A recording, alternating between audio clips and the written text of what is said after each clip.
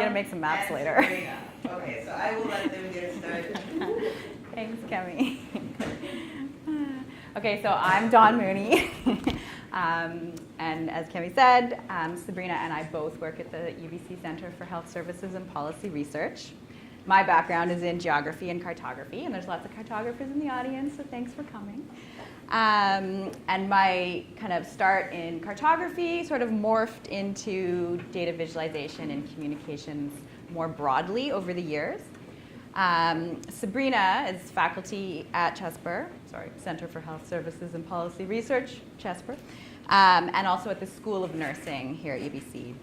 And her research is focused on the organization and delivery of primary care services and performance measurement and reporting as well. So today we're going to talk about the value of visualization in health services and policy research and give some examples from our work. So I'll start, and Sabrina will give some examples in a little bit. We've organized the examples around first data exploration and second data communication, which are kind of the two main roles that we've found for data visualization in our work. So first, start with a little bit of history.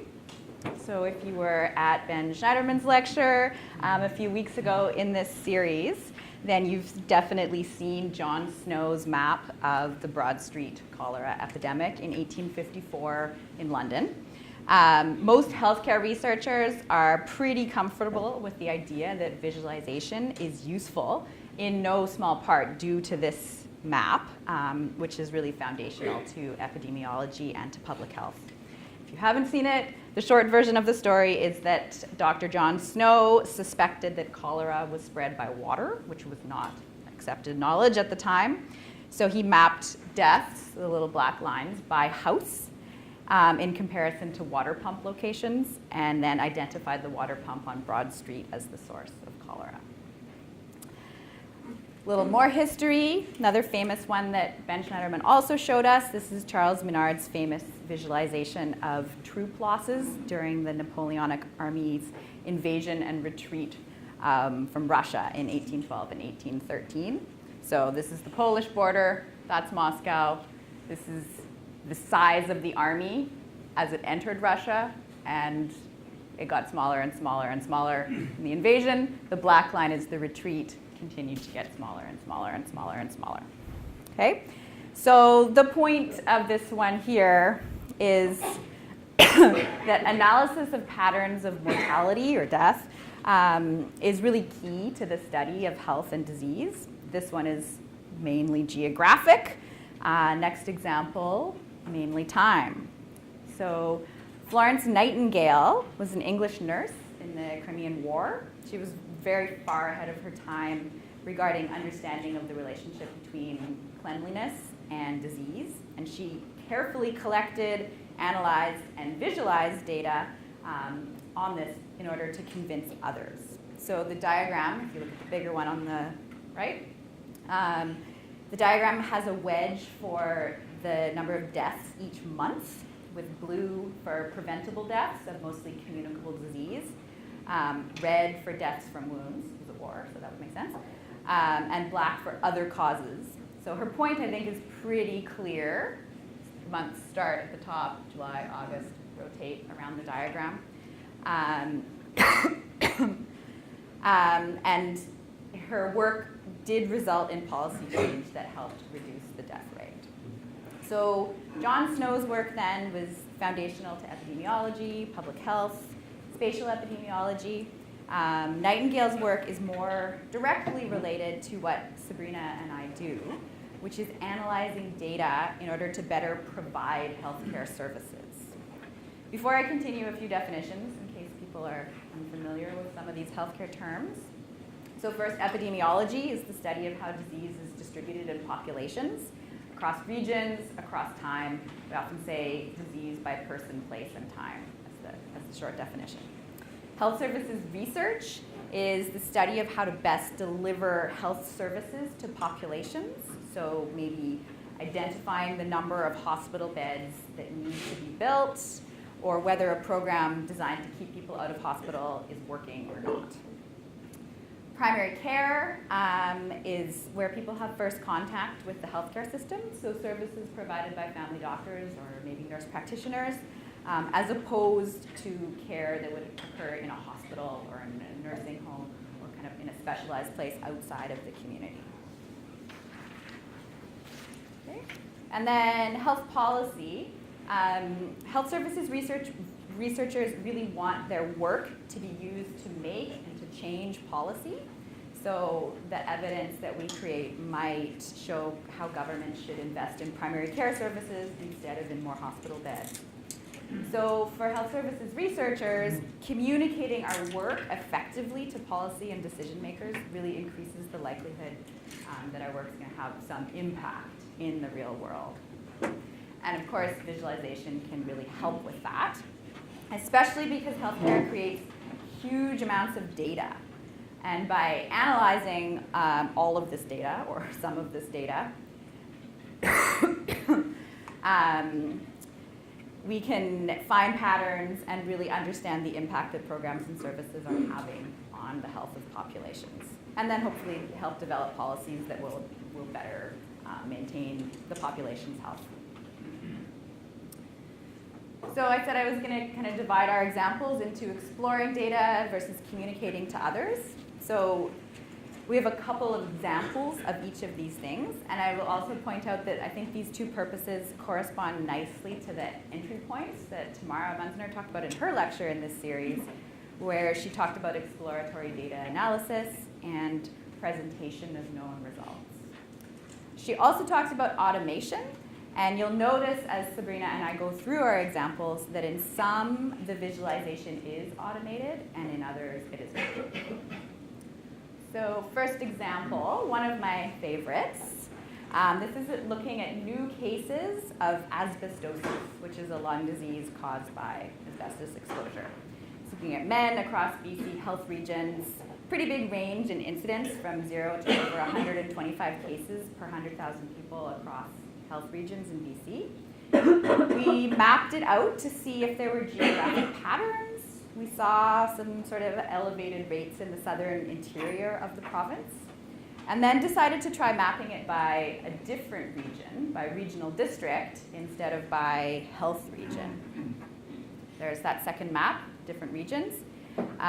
We did find more detail in the interior, but the really interesting thing is that we identified a whole new cluster in Powell River and the Sunshine Coast.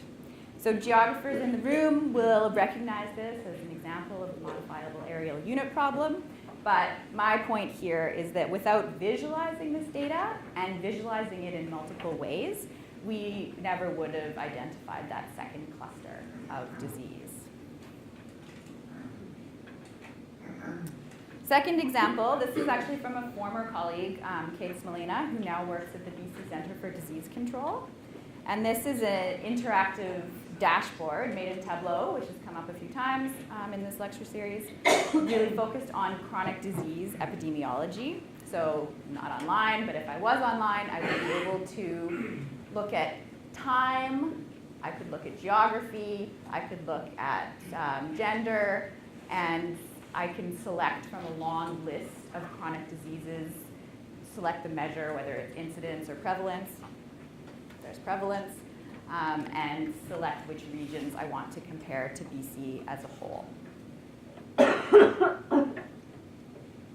Okay, so then moving into the communicating to others examples. So again, focusing on providing evidence to change policy. It's really important to us to successfully communicate the results of our research to other researchers, to healthcare professionals, like practicing clinicians, like doctors, and then to policy and decision makers in government. So this example here, I think really makes the point that tailoring the visualization to the audience is really key. So working with healthcare professionals, with policymakers in government, we have to assume that data and visual literacy might not be super high, and also that people's time is extremely limited. We also have to assume that people might be looking at our work on small screens, and that they might not delve much deeper than sort of the front page of our visualization, even if we provide a whole report on an interactive website. So these are examples of performance reports on dimensions of good primary care performance, so comparing doctors in 3 regions across Canada based on surveys of their patients and of them and other workers in their group practices. And you'll see we've really relied on simple bar graphs and text to provide really easily understandable design, and also to provide kind of a quick view of overall results in the purple overall score area, and then detail in the blue at the bottom of the pages for people with time and inclination to delve a little deeper. Okay, when I was putting these examples together, I realized some of them did not fall nicely into exploring versus communicating, and that some of them really were both. So this next example is from between 2000 and 2015, our center created a whole series of atlases, and this example is pages from our 2013 Atlas of Prescription Drug Use across Canada. And the purpose here was really both visualizing a huge amount of data for others to examine and use to identify their own policy-relevant research questions. So this is just 4 pages. There were 40 or something for each group of drugs used commonly across Canada. And then providing this sort of option for other people to explore the data and come up with research questions, we also provided some analysis of our own to ensure that the atlas was useful to policymakers right away, even if they didn't want to do their own kind of exploratory analysis. So now I'm going to turn it over to Sabrina for our next example. Great. So this is an example of an online dashboard. So this one is an automated one, and it's called the Data Presentation Tool. So in British Columbia, we have what's called the Canadian Primary Care Sentinel Surveillance Network, and this has about 64 primary care clinicians in it from about 18 practices, and they're submitting data on about 103 patients. So across Canada, this is about a 2 million person database.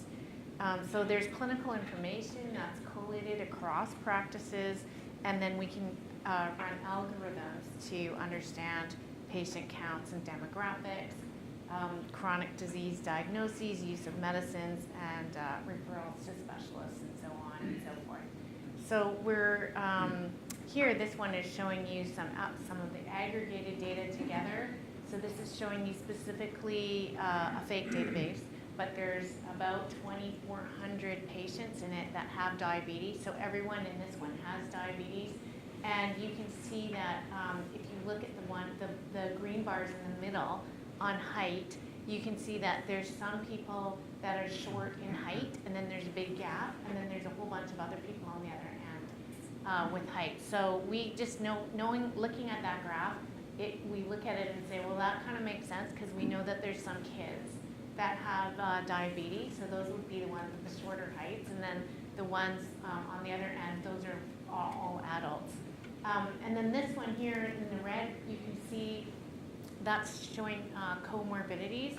So it's showing you that on average, people with diabetes probably have 3 to 4 different comorbidities going on there as well. So it just gives the clinician some information about what their patient panel kind of looks like. So here is another slide looking at some more information. Again, it's showing you some bar graphs. This one is interesting because we can calculate the deprivation scores. So we can calculate both the social deprivation and the material deprivation. So these data are nicely done visually, but it is doing a lot of programming on the back end with postal codes and matching it to the Stats Canada stuff in terms of deprivation. And then the longer graph is showing Framingham risk scores in terms of heart health.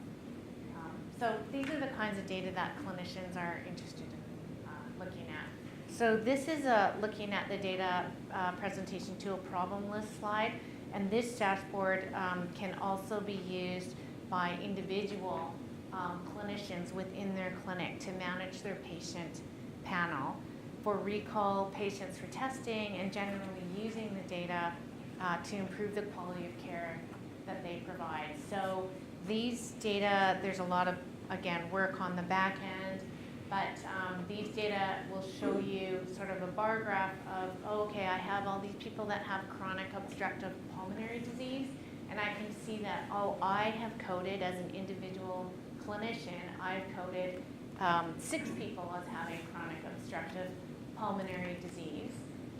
But this data presentation tool is picking up that there's 23 other cases. So what's going on? And again, if I was online, I could hover over those 23 and it would pull up those patients, and then I could go through them as the clinician and see if that was actually the case. And you would want to do that for ability to recall them back into your practice, make sure that they're getting the right tests in terms of the guideline-based care, etc. So, and this is showing you that you can look at it by the individual. So I've got 23 that are encoded, but man, I'm doing a lot better because my whole entire site, there's 73 people that are not getting picked up. And across the entire network, it's showing that there's potentially 1,100 people that might have chronic obstructive pulmonary disease that are not necessarily getting picked up. So this is sort of going into things around data quality and helping clinicians in that way. And so this is our last slide, just to say that we're working with the Designing for People group. And we have a team of students, and we call them Team DPT. And I think Abdullah and some of the other students might be here, but this is a group of interprofessional students. So one of them is from nursing, one is from computer science, and then library and information studies. So it's this group of students that they're helping us to understand a little bit about the user interface and what Karen was talking about in terms of some of the haptics, and what's the user experience like specifically for clinicians. And so far what they found is that doctors in particular want to analyze the patient data to find trends and patterns and compare their practice with guidelines and with other doctors, because they're very competitive with each other. And that time constraints do affect the use of the data presentation tool. So they're just doing their second iteration right now on sort of a prototype that they've come up with. And we're really looking forward to their suggestions and their final results. So we're being pretty excited to be working with them this term. And that's it.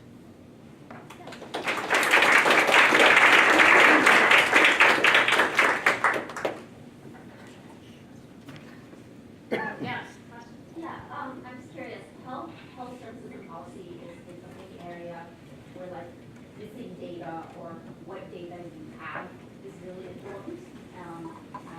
Especially in terms of how that context informs decisions making. And I was just curious if you've run into like any situations with the use case to sort of show that, or would that be a problem in terms of visualizing stuff in the So, if I'm understanding your multiple questions, so one is that there's a lot of data out there. Most of the data that's out there has been from the administrative data. So a slide that was shown earlier, just in terms of population data BC, that's administrative data, there's hospitalizations and ER. So those are really kind of transactional counts of what's going on, and there's huge missing gaps, as you say, in terms of the data. And so the clinical data is sort of the newer front in terms of what is going to be immediately available now. And so when I shared that example of coding, in terms of the coding, and that there's some that are getting picked up by our algorithm and then others that aren't, that's actually really useful, particularly to clinicians. But it also will help us in terms of the accuracy of what's going on when you're trying to make decisions. We haven't yet validated these data against what's being built in the administrative data, but that's sort of to come. Once we get through the privacy and data access things, those will be coming. Yeah. I'm curious about the hypertension. You don't think you have other things now and then. There's so much more coded than uncoded. Can you comment on it? Yeah, so hypertension is, people are very good about billing for hypertension, so it's showing up, it's very easy to find in the electronic medical records. There's been a lot of focus over the years in terms of following the guidelines and what is considered to be hypertension. So people are on it. They've been hit over the head many times on the hypertension, which is why there's so many that are coded. So you can see when there's a focus on something in terms of health policy and hypertension, then there's more data that's more accurately coded sort of at the cool face interface. But typically the electronic medical records, what's happening is people put their data in and then they have a really hard time getting it out. So the EMRs are really good at getting the data in, and now we're sort of fighting battles on the back end to get the data out and to try to help people clean up their data. Because that's not going to be the responsibility of the EMR vendor, but it's also, we're trying to figure out what are the incentives for a user to really clean up their data, because really what you want them to be doing is working to their full scope of practice, and that is working with the patient to meet their needs, not necessarily worrying about certain data coding stuff on the back end. So it's a little tricky. Yeah. Have you been utilizing like patient volunteer data at all in this, or is that mostly like clinicians that are using this to code it a bit? What area have you looked at that space? So not as much in terms of patient reported measures. Yeah, so it's in here, it's in my head and on a lot of other people's brains about how do you integrate patient reported experience and outcome measures and then be able to report it out in a tool like this. So ideally we have a different project. So Dawn was showing something on transformation in those performance reports, and what we want to be able to do is work on the system that collects the data that's integrated right into the electronic medical record and gets the patient reported experience measures in there and reported sort of in a timely way. And so it's all possible to do, it's just, it takes money and it takes someone to give me to do it. Yeah. These are great examples of health data for policymakers. Do you do anything for individuals? Giving individuals an understanding around health, like blood pressure readings over time? We don't, not for patients, we don't do that. But there's some exploration going on with some sort of companies, like for-profit companies. So I campus doing that? I don't, is there? Yes. Leanne Yeah. is shaking her head, yes. Yeah. Yeah, there's lots of people working on many aspects of that. There's a group that is Erin Mahalek's group in psychiatry have a software called CREST for bipolar depression, and people are able to track all different aspects of their personal experiences and quality of life as well. So we're just putting in we just had another grant go in and applying some AI and some visualizations and engagement stuff around that. There's lots of people doing that. There's also some Life Sciences Institute has a bunch of spin-off companies that are doing some of this work. One of them, Molecular U Incorporated, is doing personalized medicine for the patient with the bioinformaticians and such. They're interesting because they do big MITAX clusters for graduate RAs that include kinesiologists, nutritionists, interface designers. They're a really interesting company to play with. Thank you. We'll take one last question and then proactive kind of work in the sense that you said that when you have diabetes, you're likely to have 3 or 4 other comorbidities. So that if doctor reports somebody's got diabetes, you then sort of flag that and say, does that patient also happen to have these other things that they normally see? Yeah, so we've done some work in that area, not tons. So this is, yeah, I'm not doing that work, but there's other people across the country that are doing that work.